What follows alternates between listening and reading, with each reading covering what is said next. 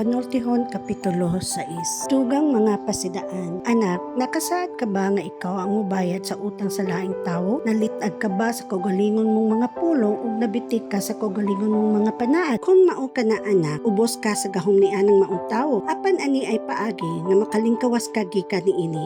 Adtua siya pagdali ug pakiluoy nga pasayloon kaniya. Ayaw kini katulgi. Kinahanglan nga makalingkawas ka sa litag sama sa langgam o sa lagsaw nga miikyas gikan sa mga ngayam. Taong tapulan, kinahanglan nga makakaton ka og pagtulunan gikan sa mga hulmigas. Wala sila'y pangulo o dako-dako o hari, apan magtigom sila sa ilang pagkaon sa panahon sa ting-init alang sa tingtugnaw. Magpadayon ka ba lamang og katulog, taong tapulan? Kanusa ka man mo bangon? Muingon ka ba lamang, mutagpilaw lamang ako kadiyot o mangipuyos una ako o mupahulay og makadiyot? Apan samtang matulog ka, muhasmag kanimo ang kawadon sama sa armadong tulisan. Ang walay hinungdan og daotang mga tawo magsuroy-suroy aron lamang pagsultig bakak. Mukidat sila og musinyas aron maglimbong kanimo. Samtang naglaro sila dautan diha sa hugaw nilang hunang-huna ug kanunay nga naghaling og kasamo. Tungod niini, sa kalit mahiagom sila sa kadaot ug mga pukan ug dili na gayod makabangon. Adunay 7 ka butang nga gikasilagan sa Ginoo ug dili siya makatugot. Ang garbusong tinan-awan, ang bakakong dila,